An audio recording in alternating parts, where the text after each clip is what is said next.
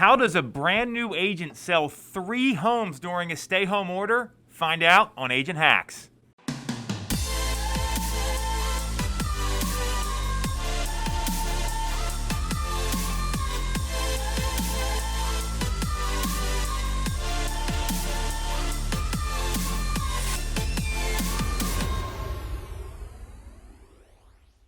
We are back on the show, and we've got the amazing team member, Stacey Mitchell, also a past client. Very interesting how this stuff works out.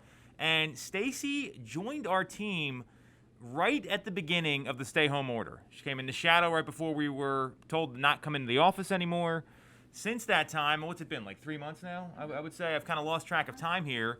Stacey's got 3 sales on the board, about to do a 4th deal, and this kind of success, it's hard to find in a regular circumstance, let alone in the middle of a global pandemic. So, Stacey, new agent, we had met when I had helped you with a family member sale a couple years ago. When we got in touch, I was super excited. I think I texted you right away when I heard you had wanted to get in touch about joining the team. So, what do you attribute coming out of the blocks so quickly during one of the craziest times you've ever seen in real estate? What are 1 or 2 things for other agents that are looking to gain their footing here you might tell them to do, or things that have worked really well for you? Well, it was a strange time to come on board. For sure, yeah. But honestly, I just followed your lead. I listened to the things that you and your team did and the success that they've had, and I just did everything. But, I didn't try to reinvent the wheel. I just tried to stay focused, not get discouraged. I just tried to learn as much as I could through you and everybody on the team. Just, pay attention at the meetings that we had on Zoom and hit the ground running. As soon as I could get on to doing calls, that was the key. Just making the calls, follow up, listening and learning from the leads, from the prospects, what they are looking for in a move, in a property, trying to reassure them and their fears, and just going from there. So you unpacked a lot there. You may not think that you did. No, that's okay, because I think we want to go deeper on this. So one I heard is be coachable. To be willing to take the coaching and implement it, which to me is probably the most important thing to be successful at anything, especially when you're getting into a new field. Success leaves clues, and that way you're able to identify that and repeat it. So that's awesome.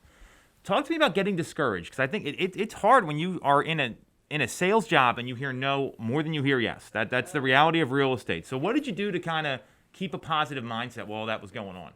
Well, I knew eventually I would talk to somebody who had an interest and who really had a need to move. So I just kept going because I heard that from you. You said of every 1 of 13 people or 1 of 13 phone calls, you're going to get somebody who's receptive. So that kept me going because I would just check each one off and just try to stay positive and upbeat because I know it's a stressful time anyway. Mm-hmm. So I figured people are more sensitive and stressed. For sure. So just understanding their situation, I just kept plowing through and going through my lists and just kept, just tried to keep the tempo. Mm-hmm. Well, think about what you said there, too. Even though you didn't have your own numbers to report, you knew the numbers, and the numbers gave you more confidence that every one of those no's is going to get you closer to a yes. Exactly. So every agent watching, if they struggle with rejection, like just take that part down of the video. You can stop it right now, and that's going to help you tremendously. And what I also heard you say was getting on the phones, making the calls every day. So talk to us a little bit about that. What's your mindset been around prospecting, lead generation, filling your pipeline? I think it's vital. And it has been proven to me in a very short period of time how vital it is. And listen to people. Listen to what they're saying. Mm-hmm. Get the information. Gather the information. Write it down. Keep it up here. I'm a list maker. I'm a folder maker. Like I have to be organized. So, I love the spreadsheet that you provided about your prospects. Hot, nurture, watch. Because that made it very simple for me to keep everybody blocked and in order. And that way I could, keep an easy reference point to see who I needed to work on, when I needed to work on. And if something came up in the meantime on the market that I knew one of these folks was looking for. So keeping your prospects up and visual, listening, which to me, most salespeople, they talk too much, right? Like they just won't shut up. We've all been there on that sales call. Yes. And when you listen to people and then repeat it back to them, and they're going to see that, and they're going to want to work with you because most salespeople don't take it that way. So you're asking the right questions, listening, utilizing a top prospect sheet, What else should someone watching this should they hear from you right now? What advice do you have for any other agents that are maybe struggling to kind of get their momentum back coming out of a pandemic? Just keep going, because it will happen. You just constantly just keep going, no matter what. Never stop, never give up. Don't quit, never give up. You sound like Jimmy V, if anyone knows who that is. So I love it. So Stacey, we are just scratching the surface here. I am super excited to have you on the team, and it's our team, not your team, so we need to adjust your pronouns there. But if you need anything, you have any questions about any of this, I mean, Stacey's doing it in a crazy, crazy time.